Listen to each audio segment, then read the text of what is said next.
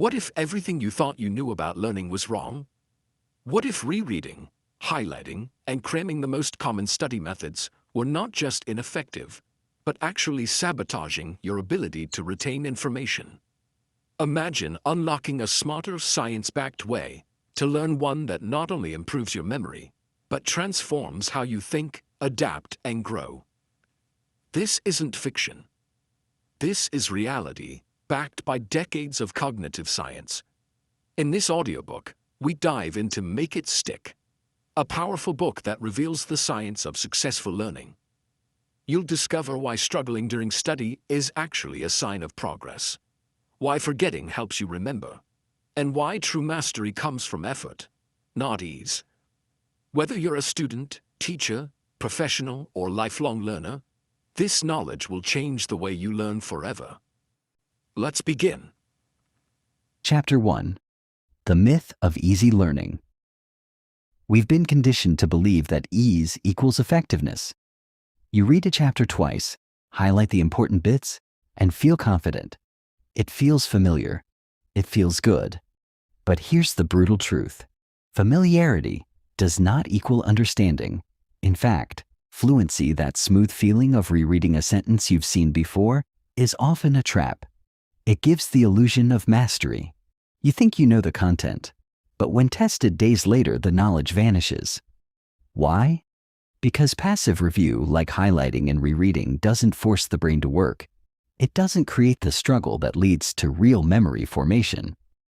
Scientific studies have revealed that active retrieval, the process of pulling information from memory, is what actually strengthens learning.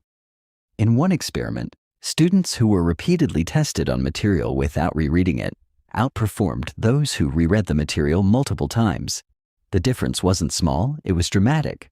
The tested group retained significantly more information weeks later. This finding flies in the face of traditional methods, and it tells us something essential. If learning feels easy, it probably isn't working. But we resist this truth because it feels better to read and feel smart than to test ourselves and feel uncertain. The problem is, real learning demands effort. It demands what scientists call desirable difficulties. Challenges that slow down learning in the short term, but anchor it more deeply for the long term. Think about lifting weights. Muscles don't grow from simply watching someone else train. They grow when you feel resistance. The brain works the same way. It needs resistance to grow stronger. Consider the case of an airline pilot who spends time in a flight simulator, forced to make split-second decisions under pressure. That environment is challenging, even uncomfortable. But it prepares the pilot for the real thing. Likewise, when we engage in effortful learning, we prepare our minds for real understanding. That's why Make It Stick begins by tearing down the myths of effortless learning to build a better foundation. One rooted in truth, science, and results. In this chapter, the authors remind us, mastery is not about feeling good. It's about doing what works, even when it's hard. The more we embrace this discomfort, the more powerful our learning becomes. And that's the first step to making it stick. Chapter 2. Retrieval Practice. The most powerful learning tool. Imagine this. You finish reading a textbook chapter and feel like you've got it all figured out. You close the book, move on, and a few days later, nothing. The facts are gone. The definitions slip away. The ideas feel distant. That's not failure of intelligence. That's failure of strategy. And the most powerful remedy? Retrieval practice. Retrieval practice is the process of recalling information from memory, not looking up, not rereading it, but actively trying to bring it to mind. This simple act of struggle and recall is like weightlifting for the brain. Every time you force yourself to remember something, you strengthen your ability to recall it in the future. In one groundbreaking study, students were split into groups. One group reread a passage multiple times. The other read once, then took a test. A week later, the group that had taken the test remembered significantly more than the rereading group. The takeaway? Testing is not just for assessment, it's for learning. But here's what's even more surprising. You don't have to get the answer right for it to work. The attempt to retrieve, even if incorrect, enhances memory. Why? Because retrieval creates cues, builds mental connections, and signals to your brain that this information is valuable. The brain pays attention to what it's asked to recall. Retrieval also interrupts forgetting. Each time you recall, you interrupt the decay of memory and reset its strength. And the harder the retrieval, the more powerful the reinforcement. That's why low-stakes quizzes, flashcards, and self-testing are so effective. They're not about judgment. They're about growth. Let's put this into real life. Say you're learning a new language. Instead of rereading vocabulary lists, cover them up and try to recall each word. Struggle with it. Speak it aloud. Even get it wrong. Then check your answer and try again. That effort is building your brain's ability to retrieve it later when it really matters. Or imagine you're a medical student. Instead of rereading symptoms and diagnoses, you quiz yourself. What does this symptom point to? Your brain scans, searches, sweats, and even if you don't get it right, the process prepares you to succeed when the pressure is on. Here's another example: pilots. They practice emergency scenarios not to memorize instructions, but to train their brains to retrieve the right response under stress. Their survival and the safety of their passengers depends on retrieval practice. The authors of Make It Stick call this the most powerful learning strategy available, and yet it's underused. Why? Because it feels uncomfortable. It doesn't give you that instant gratification that rereading does. But comfort is the enemy of deep learning. If you want knowledge to last, if you want it to stick, you need to test yourself often and without fear. So next time you study, stop rereading. Start retrieving. Ask yourself, what do I remember? What can I recall without looking? That struggle is where real learning begins. Chapter 3. Spaced Repetition. The Art of Forgetting to Remember. What if forgetting wasn't a failure, but a feature of how the brain works? What if spacing out your study sessions instead of cramming could actually make your memory stronger? That's the surprising insight behind one of the most powerful tools in cognitive science: spaced repetition. Here's how it works. When you first learn something, your memory of it is fragile. It fades quickly unless reinforced. But instead of reviewing the material immediately and repeatedly in a short period, you wait. You allow yourself to start forgetting. And then, just as your memory begins to fade, you review again. That effort to recall, just when it's about to slip away, cements it deeper in your brain. This feels counterintuitive. Why would forgetting help memory? But science tells us that retrieving knowledge after a delay makes it stronger. The act of reactivating fading memory engages more neural pathways. It signals to your brain, this is important. Keep it. Think of it like walking through a field of grass. The first time, you bend a few blades. But if you come back the next day, then a few days later, and again the next week, you start to wear a visible path. That's what spaced repetition does in your mind. Now compare that to cramming. You read something 5 times in one night. It feels like it's sinking in. But a few days later, the trail disappears. No retrieval, no reinforcement, no memory. Spaced repetition works because it embraces timing. You space out your sessions so that you're always retrieving just on the edge of forgetting. That's when learning sticks best. It's why language learning apps like Duolingo and Anki are built on spaced repetition algorithms. They measure when you're likely to forget something and bring it back just in time to refresh it. In Make It Stick, the authors highlight research showing that students who space their studying over weeks retain significantly more than those who mass their learning in one session.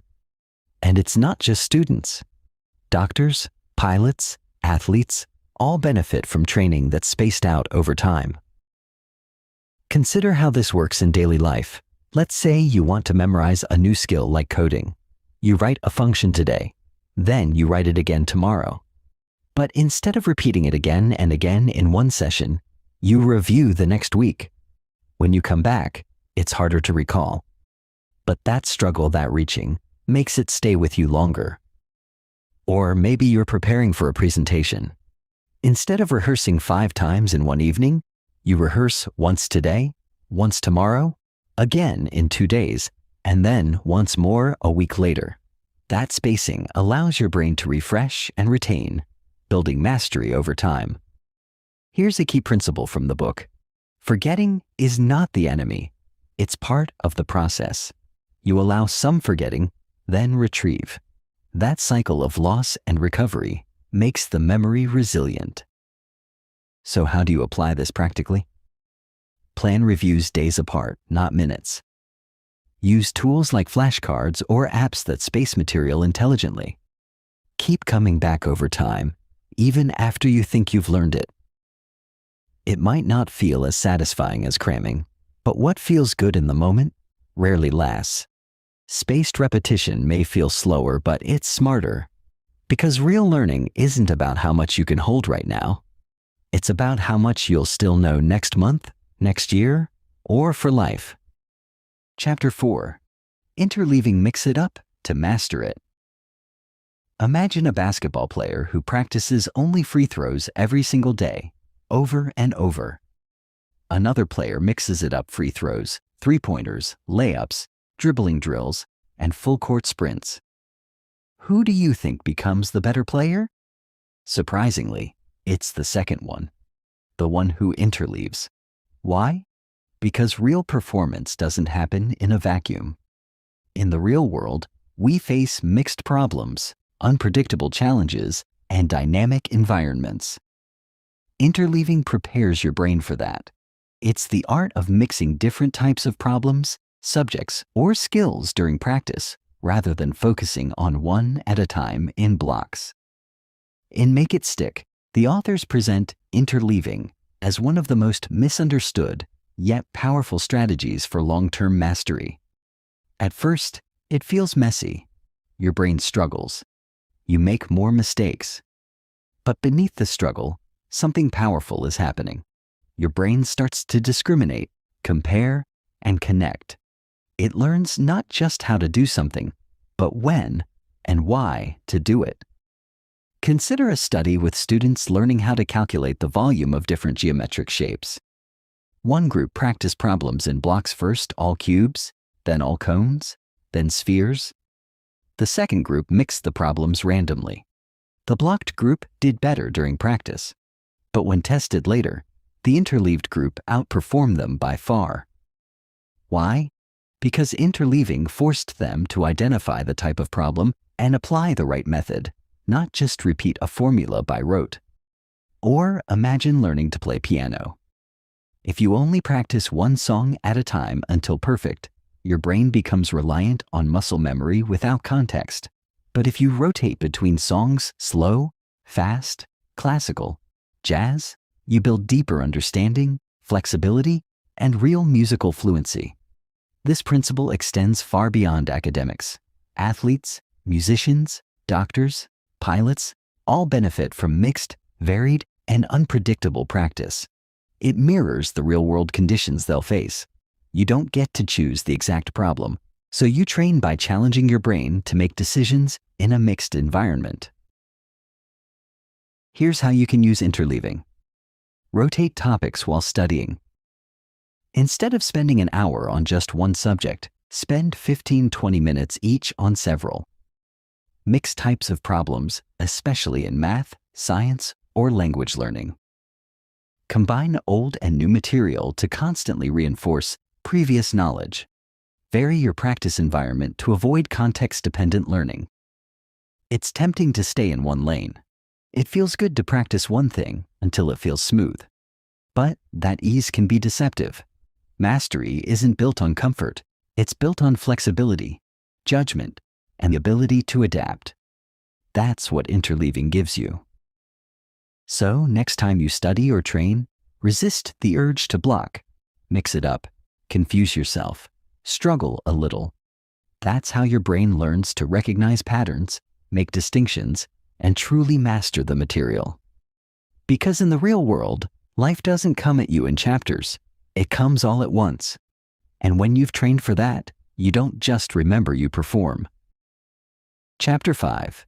Desirable difficulties. Why struggle makes learning stronger. We tend to avoid struggle. We associate difficulty with failure, effort with inadequacy.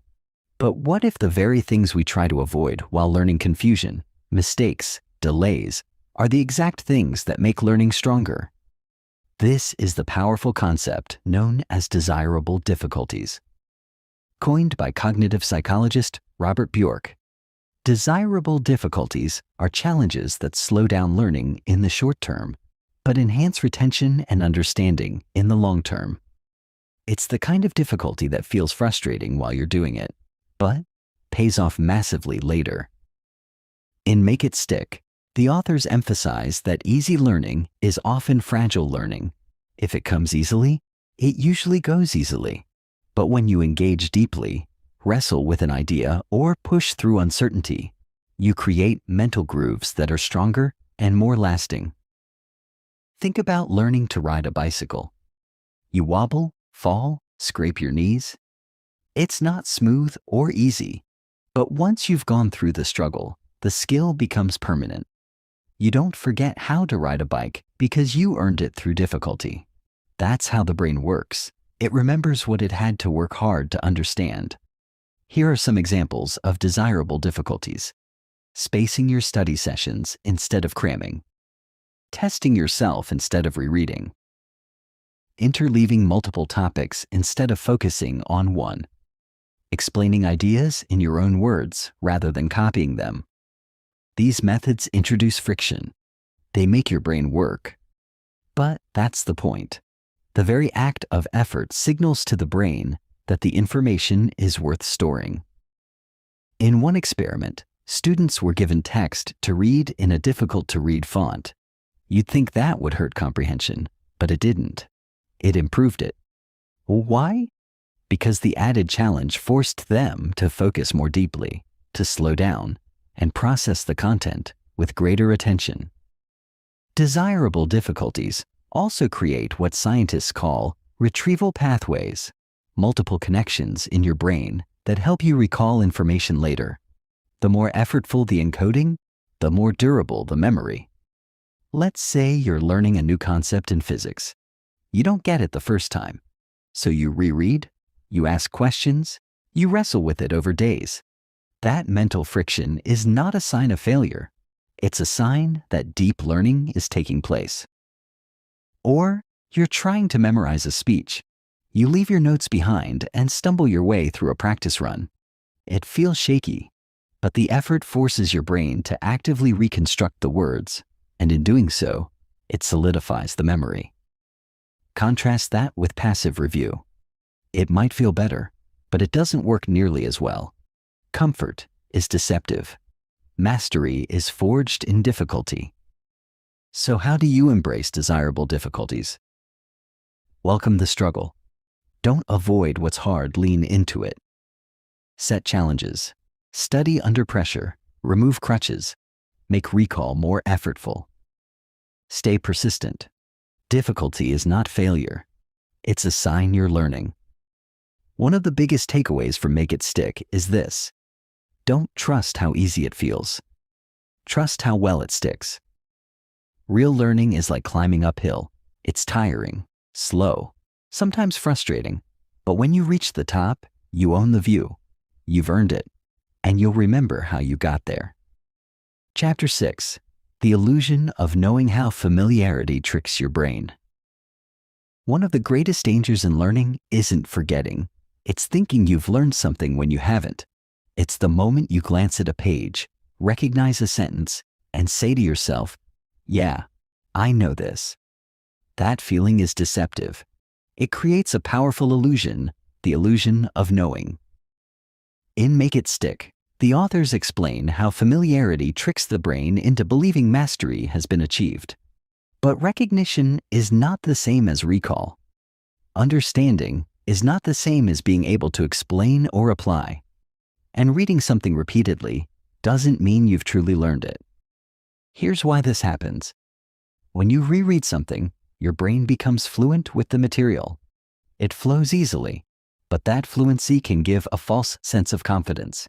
You feel like you know it, but ask yourself to retrieve it from memory, and the mind goes blank.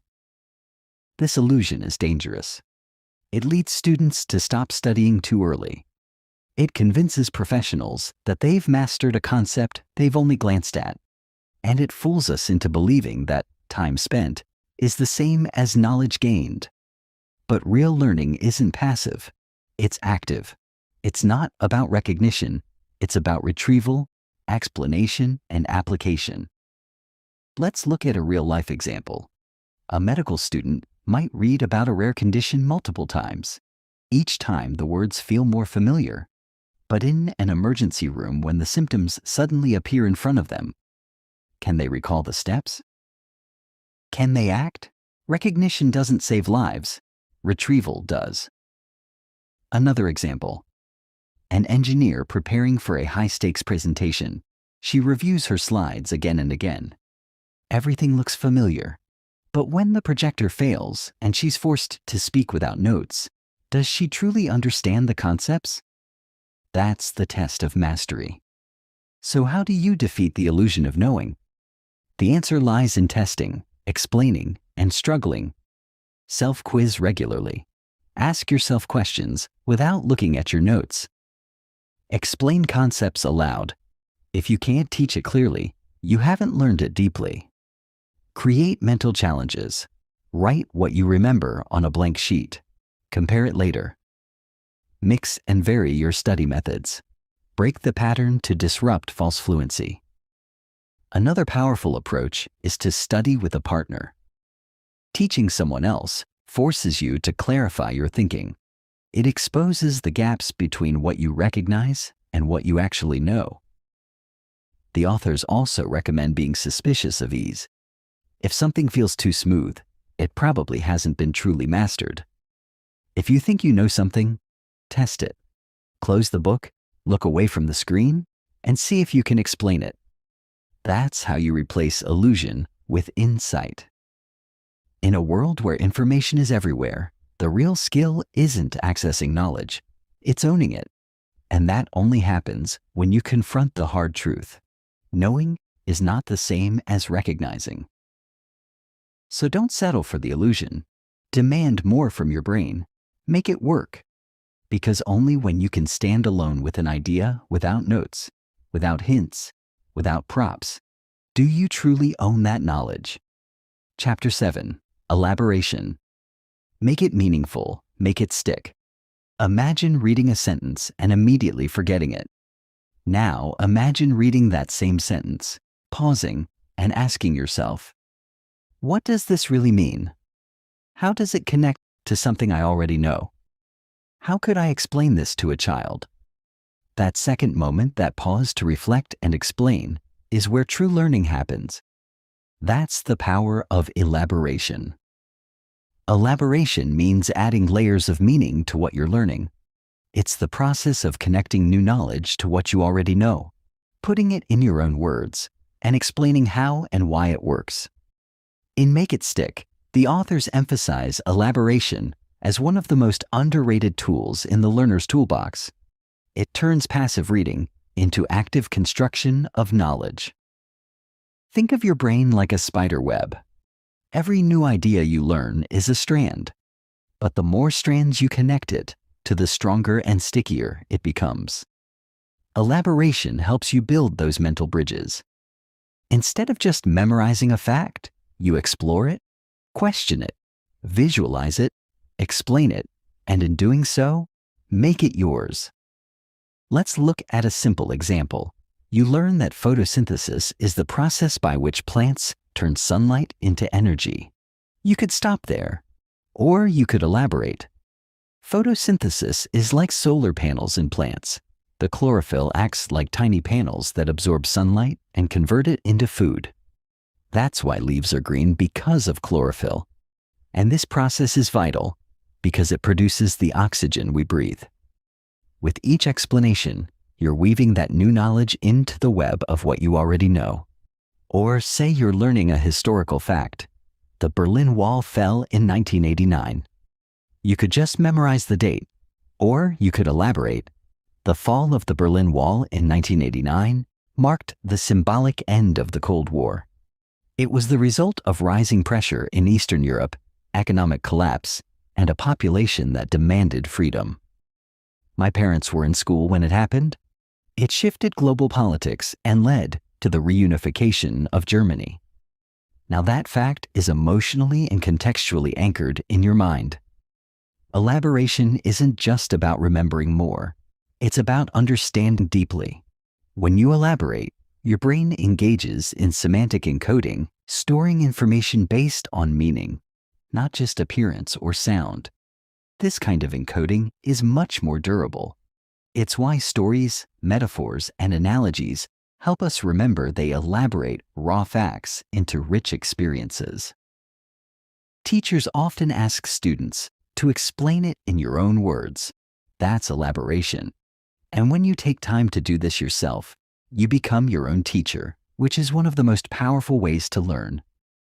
Here are some practical ways to practice elaboration. Ask why and how after every fact or idea you learn. Use analogies.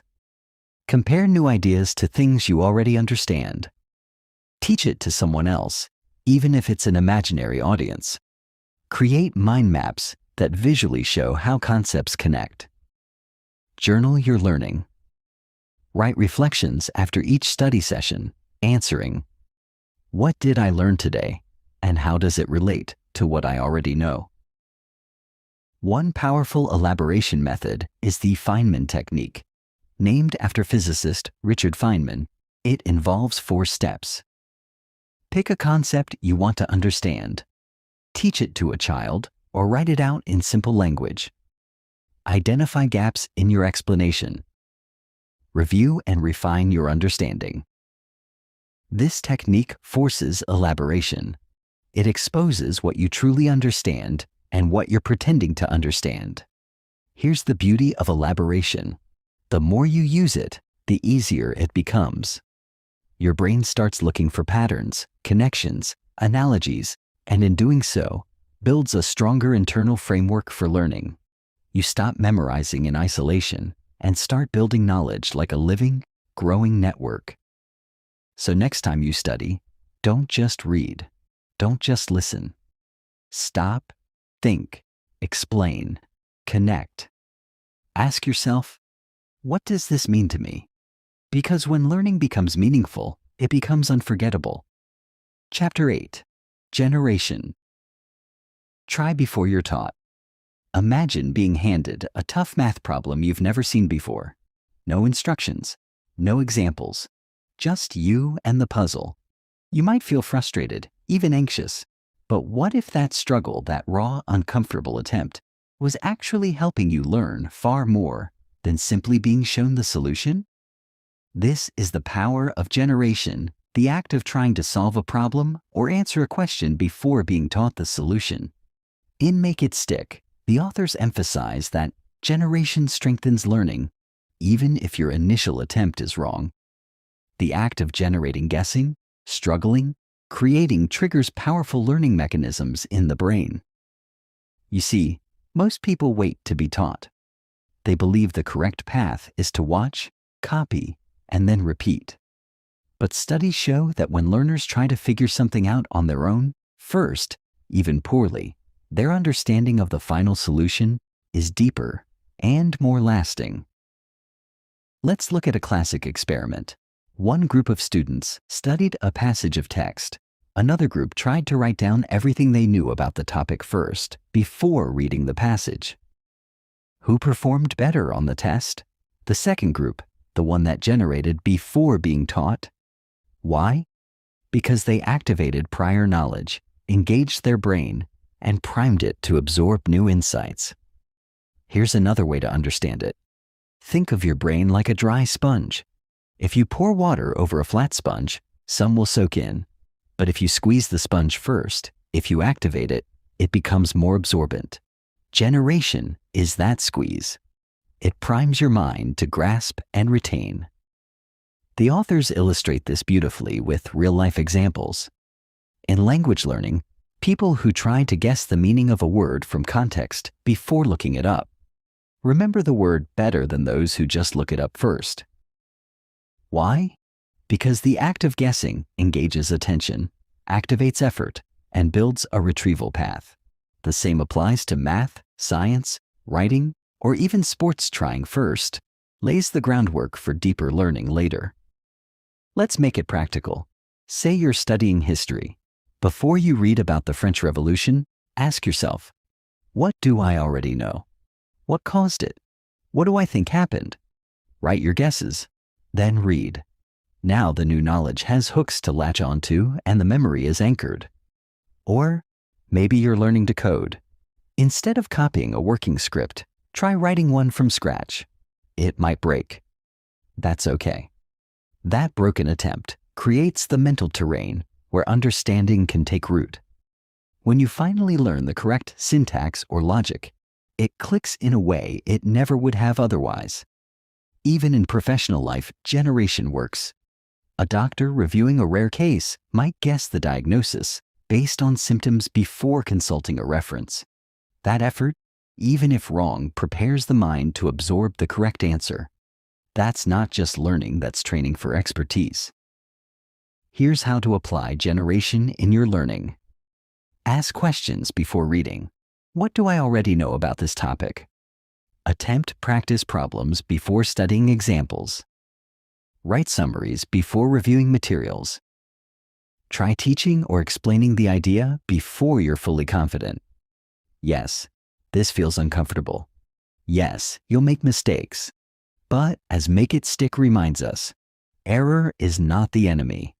In fact, error followed by correction is one of the strongest ways to learn. Generation makes your brain hungry, and that hunger drives deeper engagement.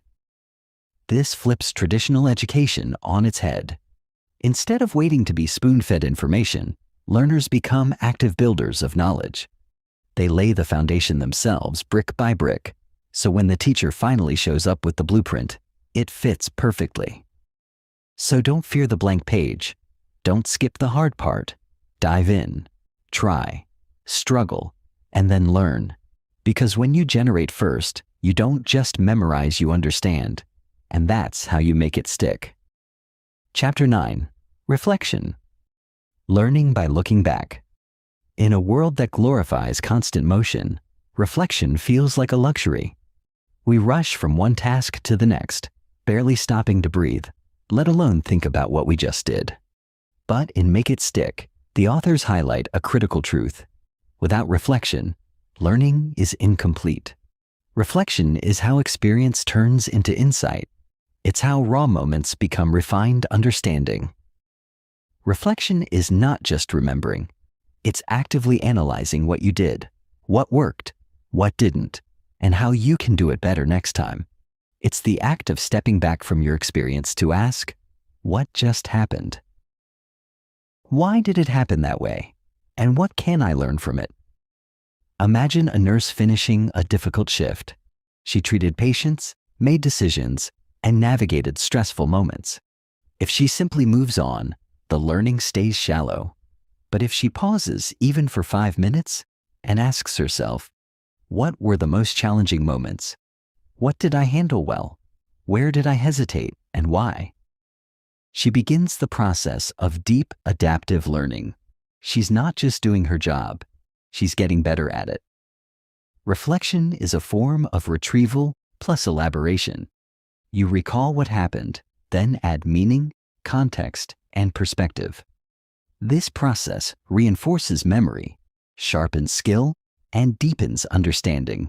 And it works in any field: education, medicine, business, sports, even parenting. In one study highlighted in the book, employees who spent 15 minutes at the end of each day reflecting on what they learned performed 23% better than those who didn't. That's not a minor boost. That's a transformative return from simply pausing and thinking. Reflection also reduces the illusion of knowing. When you look back honestly at your actions, you begin to notice where your understanding is shallow, where your habits are weak, and where your growth lies. It gives you a clearer picture of your own learning process, and that self-awareness becomes a powerful tool. Let's make it real. If you're a student, end every study session with 3 questions. What did I learn today? What was confusing or difficult? What can I do differently next time? If you're a public speaker, record your talks and review them, not just to admire your performance, but to analyze. Where did I connect with the audience? Where did I lose them? What worked and what didn't? If you're a writer, review your drafts, not just for grammar, but for clarity, flow, and emotional impact. Ask yourself, did I say what I meant? Did I connect with the reader? Reflection can be structured or informal. You can journal, record voice memos, or simply sit in silence for 5 minutes. What matters is the deliberate act of thinking about your thinking metacognition. It sounds abstract, but it's incredibly powerful. Here's a simple technique you can start today. The Stop, Look, Learn method. Stop. Pause after any meaningful task or learning session. Look. Recall what you did, step by step. Be honest, not judgmental.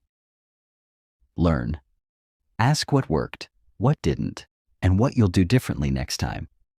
When you reflect, you gain control over your growth. You're no longer passively absorbing. You're actively constructing your knowledge, upgrading your skills, and reinforcing your insights. In a fast-paced world, reflection is your secret weapon. It doesn't take hours. It takes intention. And when practiced regularly, it transforms ordinary experience into extraordinary wisdom. So take time to look back, because it's the only way to move forward with clarity, confidence, and conviction. Chapter 10. Embrace failure, mistakes. Our fuel for mastery, failure. It's a word we're taught to fear from a young age. In school, a wrong answer brings red marks. In work, a failed project sparks anxiety. In life, mistakes can feel like proof we're not good enough.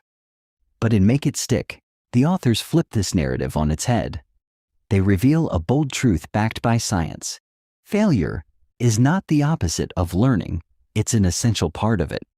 In fact, making mistakes is one of the fastest ways to learn, as long as we respond with reflection, correction, and persistence. Why? Because mistakes provide feedback. They expose gaps, they direct attention, and they trigger the brain to pay closer attention next time. Let's look at the research. In one study, students who attempted to answer tough questions before learning the material performed better later than those who didn't try at all, even when their answers were wrong. Why?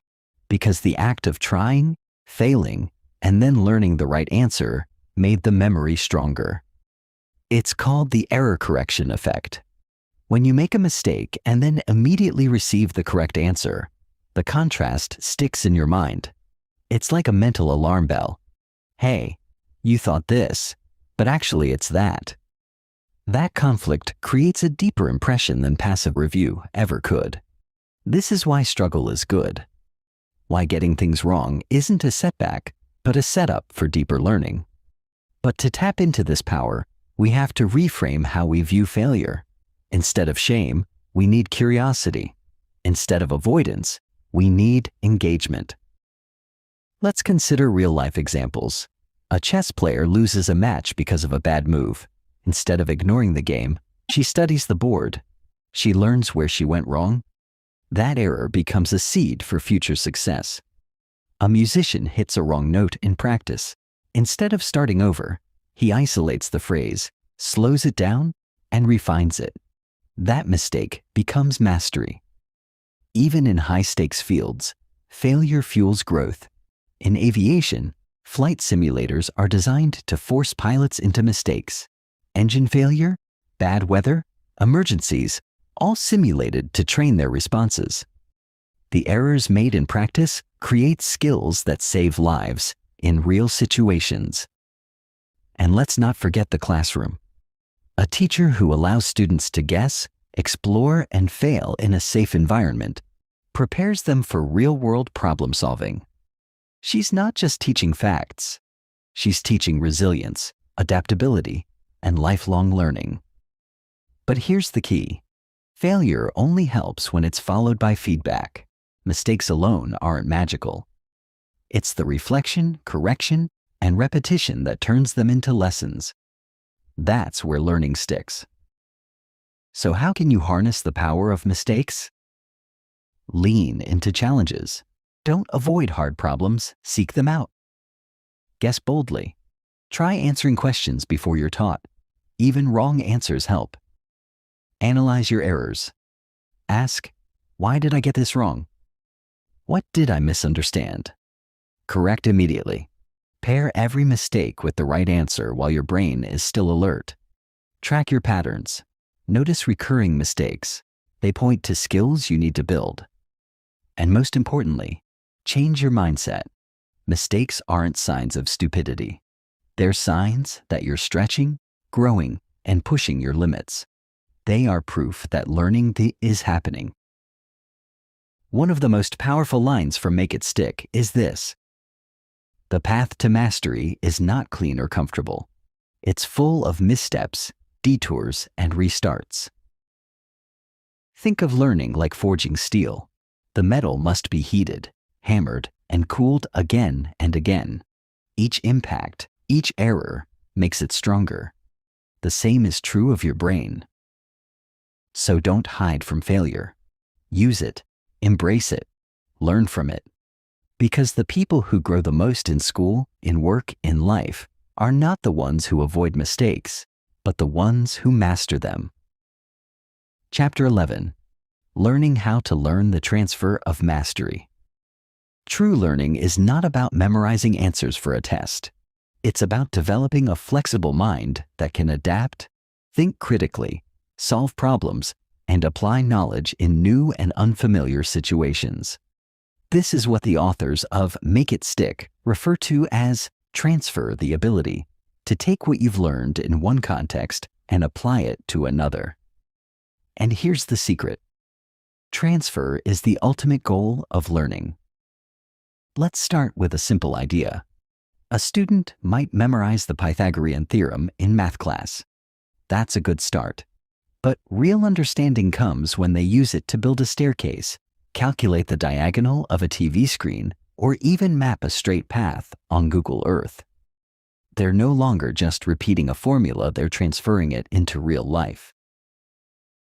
This kind of learning that transfers requires more than surface-level studying.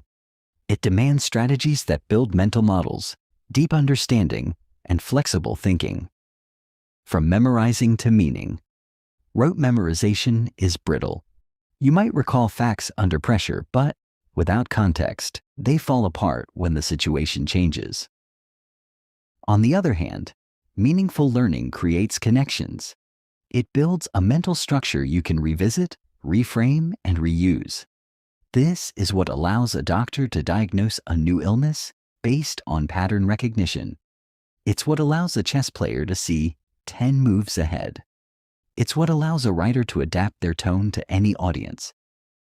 This ability is not gifted to a few. It's a skill anyone can develop. And it starts by learning how to learn. Principles that support transfer. To achieve transfer of mastery, Make It Stick recommends several research-based practices. 1. Learn the underlying principles, not just procedures. If you only memorize how to do something, you might succeed in a controlled environment, but when the situation shifts, you're stuck. Understanding why gives you the ability to adapt. For example, instead of just learning how to solve an equation, ask, why does this method work? What is the logic behind it? That insight gives you freedom to apply it creatively later. 2. Use varied examples. When you study with diverse, mixed examples, your brain becomes better at seeing what matters and what doesn't. It trains you to identify core concepts, not just surface features. Learning how to negotiate. Don't just study business scenarios. Look at family conflicts, international diplomacy, and team sports. This variation enhances your brain's ability to detect the principle behind negotiation persuasion. Compromise. Timing. 3. Reflect and ask, where else does this apply? After every learning session, pause and ask, where could this idea be used? How does it relate to something I already know? This simple act builds the mental bridges that support transfer. Learning about supply and demand? Apply it to relationships, time management, or personal energy. When demand exceeds supply, whether it's attention, time, or trust, you face scarcity. The same principle applies in economics and life. Developing a growth-oriented learning identity. At the core of transfer is a belief that you are capable of learning anything, anytime, at any age, if you use the right strategies. Too many people limit themselves because they believe learning is about talent. I'm not good at math. I can't write. I wasn't born creative. These are lies we tell ourselves. But Make It Stick reveals the truth. Learning is a process, not a fixed ability. It can be trained, strengthened, and expanded.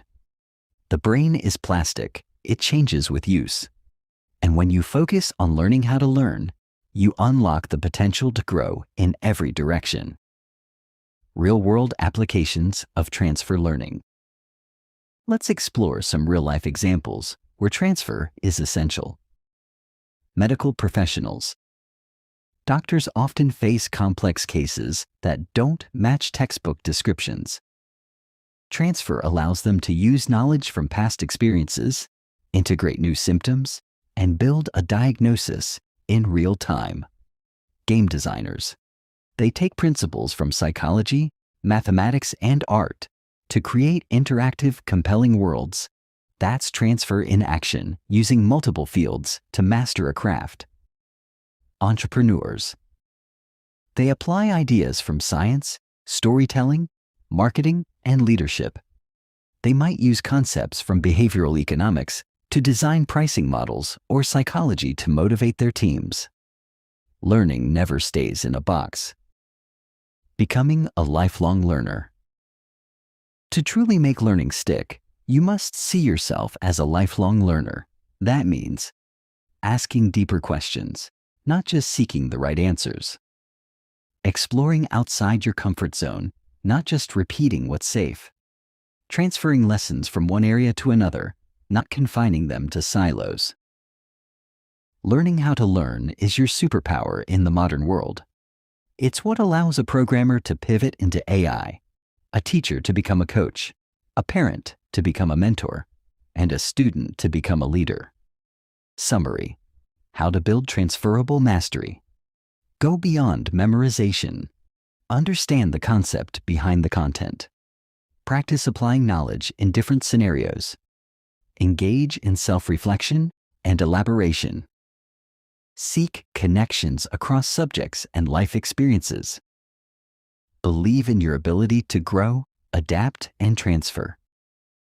Because in the end, learning isn't about just knowing, it's about using what you know to navigate the unknown. That's how you become not just a better student, but a wiser human being.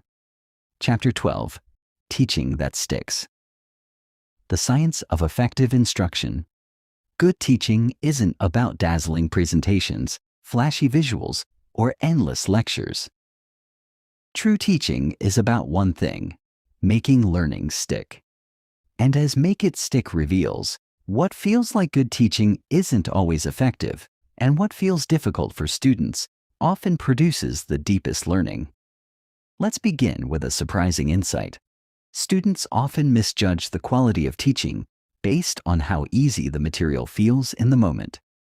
A teacher who explains everything clearly, smoothly, and quickly may earn high praise, but the students often retain little. Why? Because easy learning is often shallow learning. In contrast, a teacher who challenges students with questions, forces them to struggle, and introduces desirable difficulties may seem less smooth, but creates far more lasting knowledge. The purpose of teaching is not to cover material. It's to uncover understanding.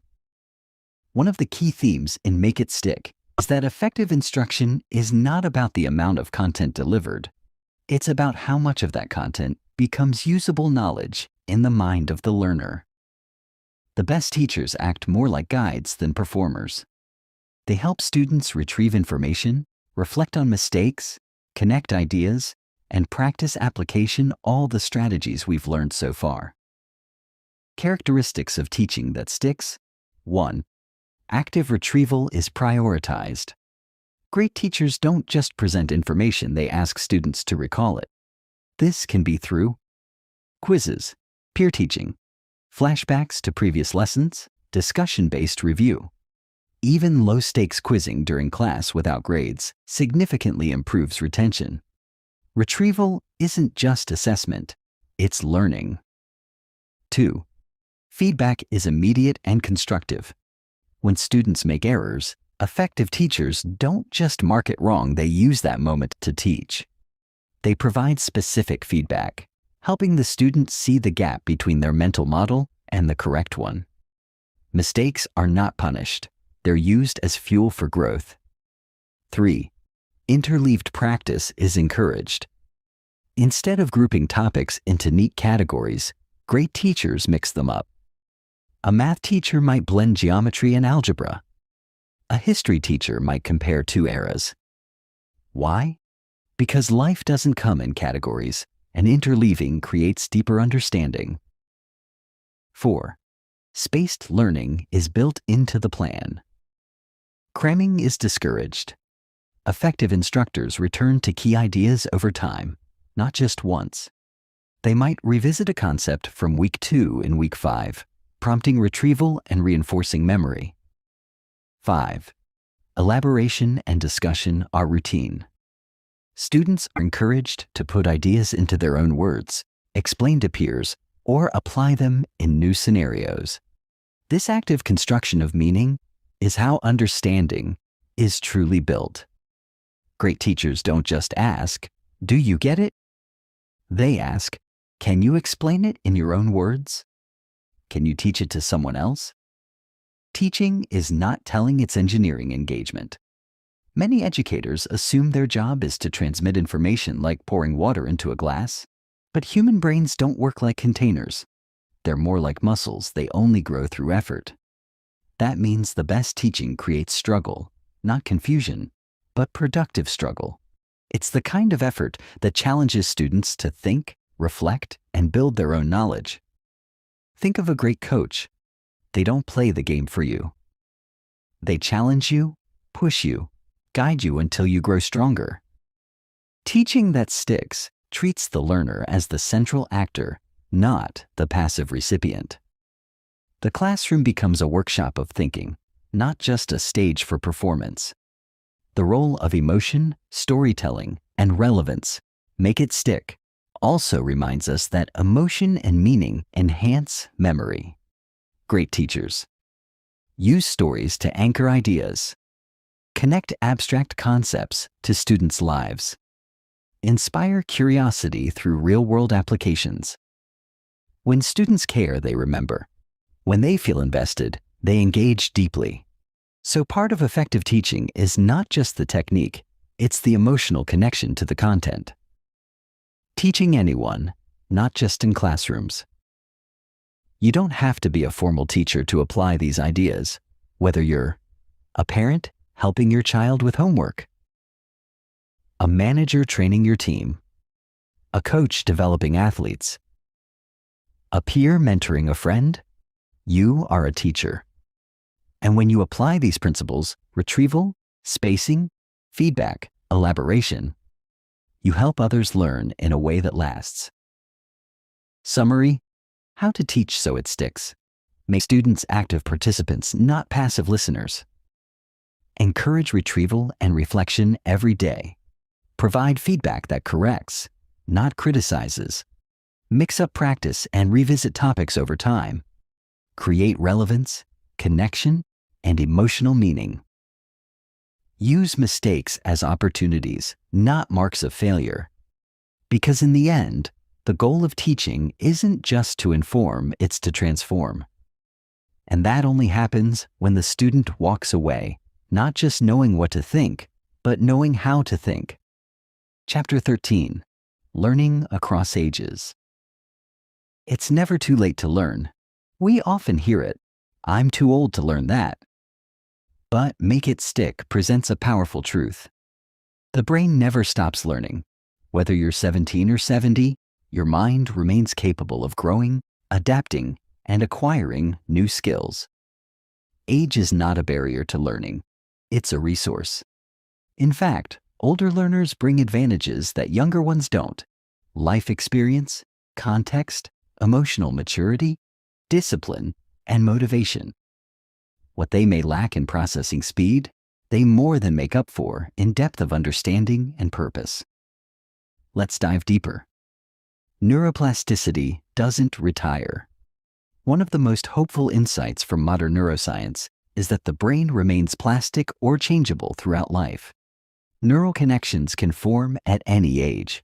You can build new habits, break old ones, and acquire complex skills even into your 80s and 90s.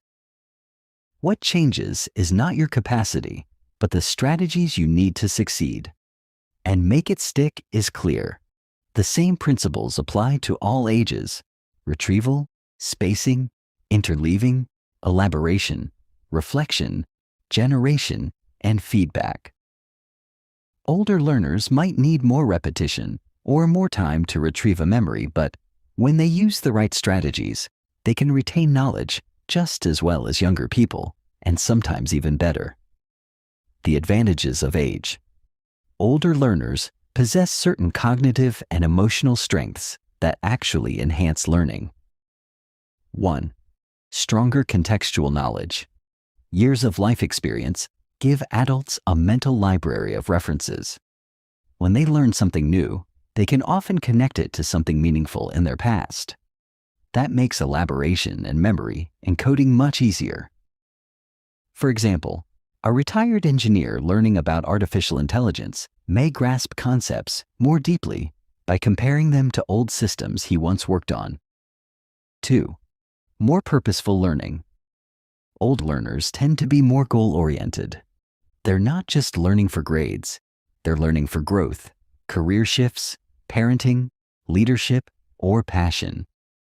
This intrinsic motivation fuels deeper engagement. 3. Greater emotional regulation. Adults are often more patient and persistent. They've experienced failure before and understand that struggle is part of growth, which aligns perfectly with the Make It Stick message. Desirable difficulties lead to lasting learning. Real-world stories of late learners. Make It Stick includes stories of learners who began new journeys later in life. A 50-year-old returning to college to study law, using self-quizzing and spaced practice to outperform younger classmates. A grandmother learning Spanish using flashcards and retrieval exercises to communicate with her grandchildren. A retired veteran learning how to code by interleaving practice between different languages like Python, JavaScript, and HTML. These stories prove a critical point. You're never too old to learn something new, as long as you use the right methods. Learning strategies for all ages. Regardless of your age, here's how to apply the core learning techniques. Use retrieval every day. Don't just reread, try to recall. Use flashcards, quizzes, or write down what you remember. Space your study sessions. Instead of cramming, revisit material after hours, days, or weeks. Mix your practice. Alternate between different topics or types of problems. Explain what you learn. Teach someone else, even if it's just to an imaginary audience. Reflect often. Ask yourself what worked, what didn't, and what you can improve. Embrace mistakes. Your errors are your most powerful teachers. Lifelong learning is a lifestyle, not a phase. We live in a fast-changing world. Technology, careers, communication. they all evolve. The most valuable trait isn't intelligence, it's adaptability. And adaptability depends on your willingness to keep learning. Whether you're a student, a professional, a parent, or retired, your ability to learn is what allows you to grow, contribute, and stay connected. And with the tools from Make It Stick, that learning becomes efficient, enjoyable, and lasting. So if you've ever thought, "It's too late for me," erase that belief. Replace it with, "Now is the perfect time to learn something new. I just need the right approach." Because in truth, learning is not a young person's game. It's a human superpower, and it stays with you for life. Chapter 14, The Learning Revolution. Applying these ideas to a changing world. We live in the most dynamic era in human history. Information doubles faster than ever. Technology transforms every industry.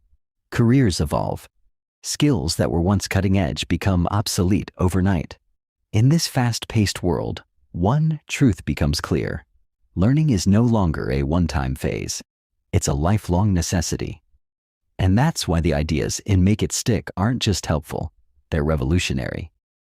This isn't just a book about studying. It's a blueprint for thriving in the 21st century. Because in today's world, the person who can learn effectively, adapt quickly, and apply knowledge across disciplines becomes unstoppable. Why? Old learning habits are no longer enough. Traditional education taught us to cram, memorize, and regurgitate. But those methods were built for a time when information was scarce and static. Today, information is abundant and constantly changing. The winners in this new era are not those who know the most, but those who can. Learn faster, unlearn outdated ideas, relearn with better tools, transfer knowledge between domains. The revolution isn't just about what we learn, it's about how we learn. The new rules of learning. Let's revisit the principles of Make It Stick, not as academic theory, but as practical tools for thriving in a fast-changing world. 1. Retrieval practice. In a world where information is everywhere, the ability to recall and use it matters more than just storing it. The brain is not a filing cabinet. It's a muscle that strengthens through use. In the workplace, this means testing yourself regularly, not just relying on notes. In life, it means explaining concepts to others and using active recall instead of passive review. 2. Spaced repetition. With change being constant, cramming won't work. We need long-term memory, and that's built by revisiting knowledge over time. Apps like Anki and spaced repetition flashcards are now revolutionizing everything from language learning to medical school. And the same idea can be applied to mastering any field. 3. Interleaving. Success in the modern world depends on integrated knowledge. Interleaving, mixing different subjects, skills, or topics trains the brain to switch contexts, spot patterns, and become more flexible. Whether you're learning to code, write, manage, or design, combining multiple skill sets is how innovation happens. 4. Generation and elaboration. Creative problem solving starts with struggle. When we try to solve problems before knowing the answer, even if we fail, we prepare our minds to absorb knowledge more deeply. And when we elaborate, explaining what we've learned, we connect the dots. In the real world, this might look like brainstorming before a meeting, trying to build a prototype before reading the manual, or summarizing a book chapter in your own words before looking at notes. Becoming a learning machine in any industry. Let's look at how these ideas play out across different professions. Science medicine. Doctors, nurses, and researchers can't rely on old textbooks. They need to continuously update their knowledge and apply it in life or death situations. Practicing case scenarios, self-testing, and reflecting after each case is how mastery evolves. Business entrepreneurship.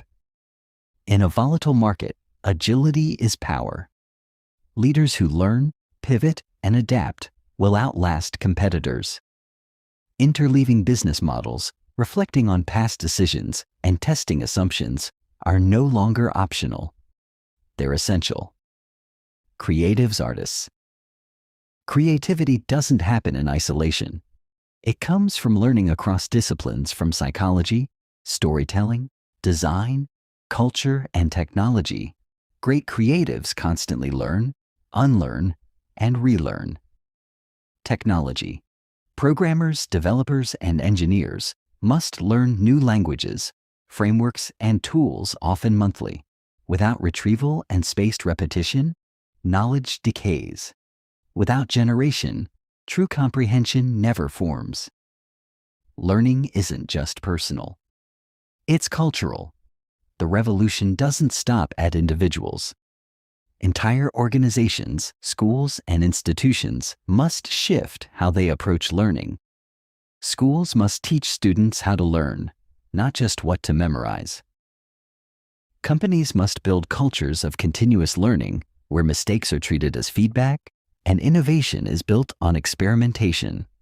Families must model and encourage curiosity, not just performance. The future will belong to those who build learning cultures, not just training programs.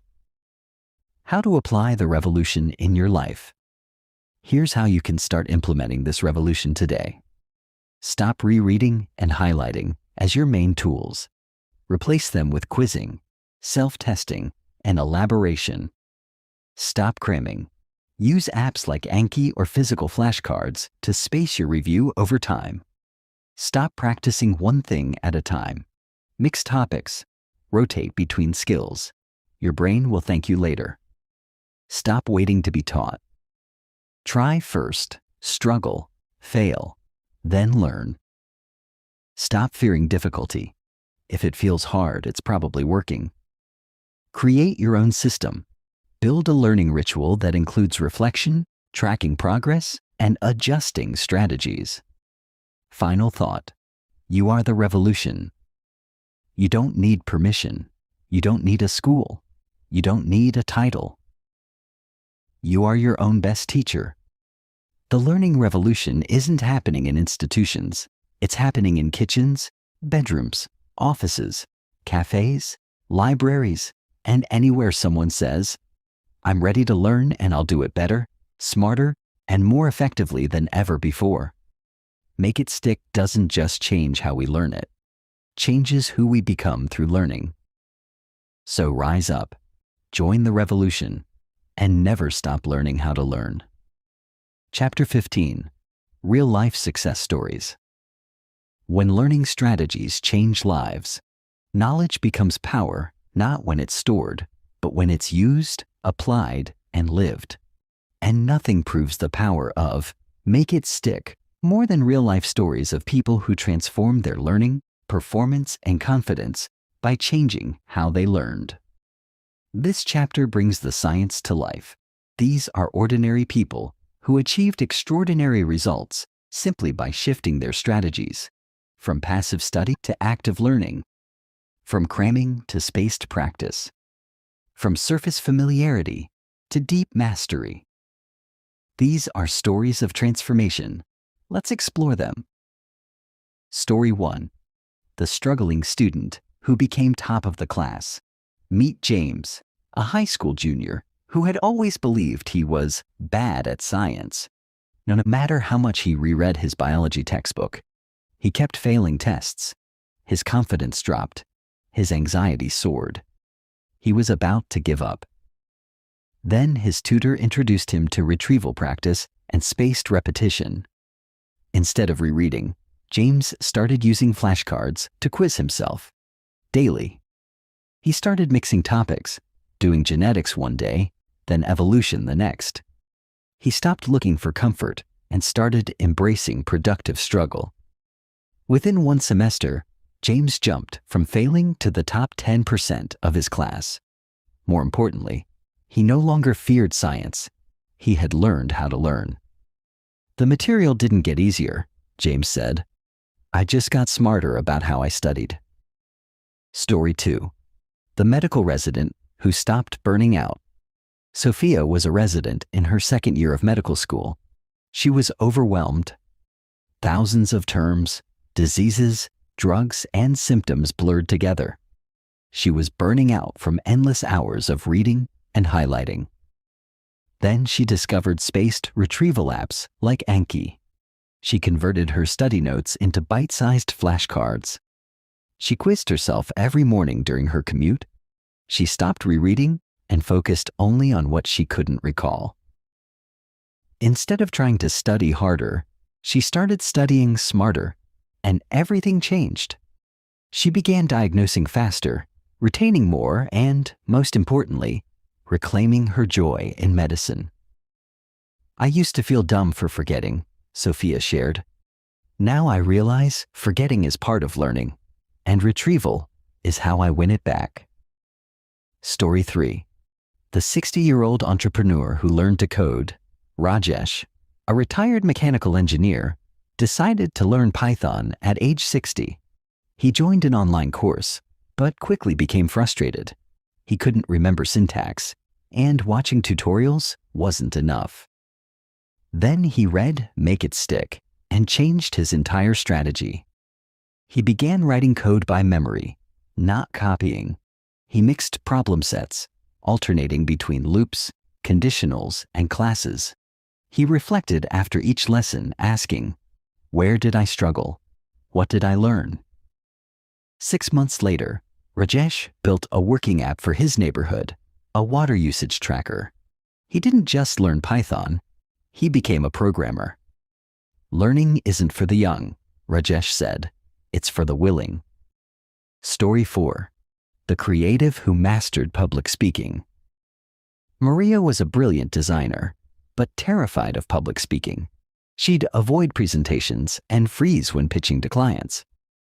She assumed she just wasn't good at speaking. But when she started using Make It Stick techniques, she realized it was a skill, not a trait. She practiced retrieval, delivering short parts of her talk from memory. She used spaced practice, giving mock presentations every few days. She reflected on each session, asking what went well and what to improve.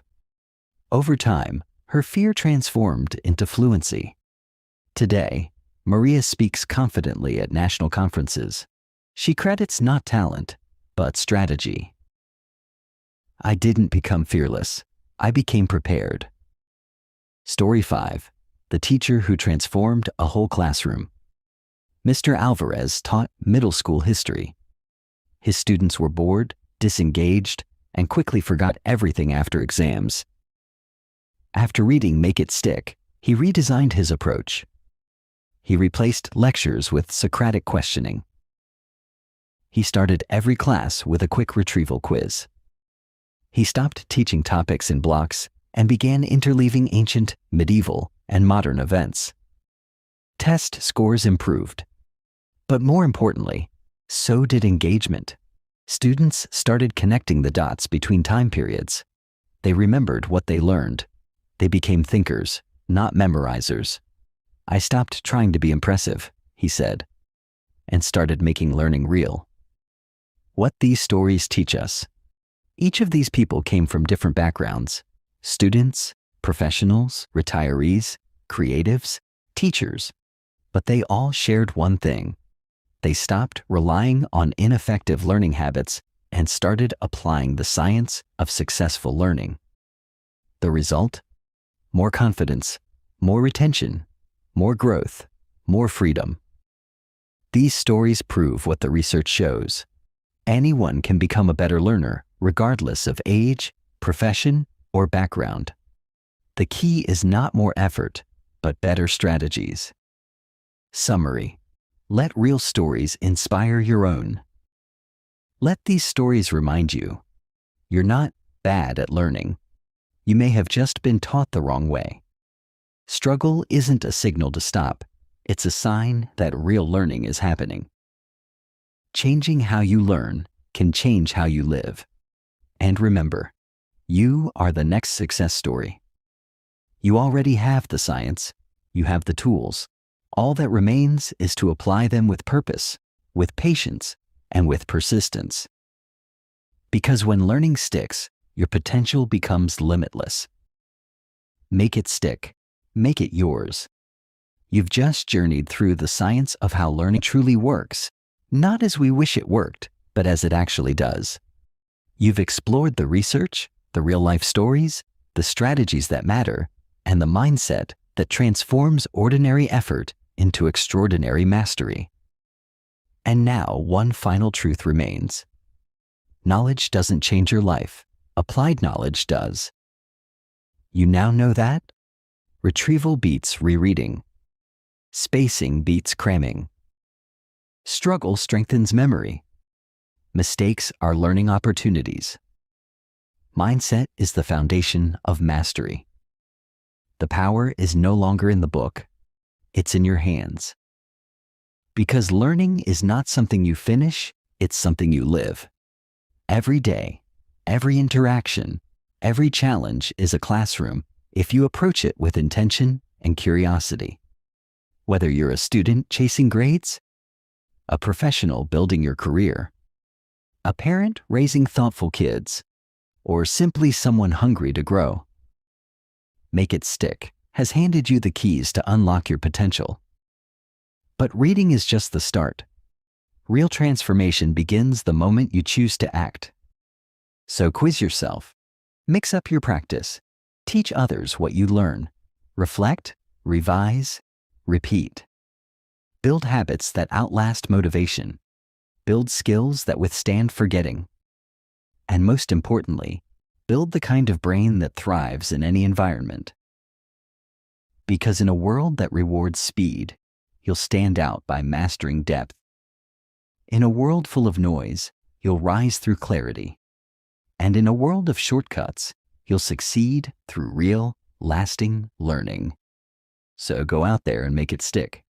Make it strong. Make it count. Make it yours.